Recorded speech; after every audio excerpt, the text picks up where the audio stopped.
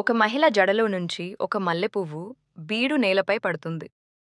ఆ తర్వాత రాత్రి భారీ వర్షం పడుతుంది. దాంతో మల్లెగింజలకు కొంచెం తేమ చేరుతుంది. కొన్ని రోజుల్లో చిన్న మల్లె మొక్క మొలకెత్తుతుంది. తర్వాత మొక్క ఎండ కారణంగా ఎండిపోవడం ప్రారంభిస్తుంది. అప్పుడు కొన్ని తేనెటీగలు మొక్క ఎండిపోతున్నది చూసి దానికి నీళ్లు పోస్తాయి. మొక్క ఆ నీళ్లు తాగి కొద్ది నెలల్లో నెమ్మదిగా అందమైన పెద్ద మొక్కగా మారుతుంది.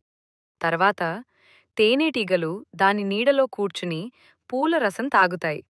ఒకరోజు ఇసుక తుఫాను వస్తుంది. మల్లె మొక్కను నాశనం చేస్తుంది. తేనెటీగలు మొక్క విరిగిపోయింది చూసి ఏడుస్తాయి. మరుసటి రోజు అదే విరిగిన కొమ్మ నుండి కొత్త మొక్క మొలుస్తుంది. అయినా తేనెటీగలు ఏడుస్తున్నాయి. ఎందుకంటే ఎవరూ లైక్, సబ్స్క్రైబ్ చేయలేదు.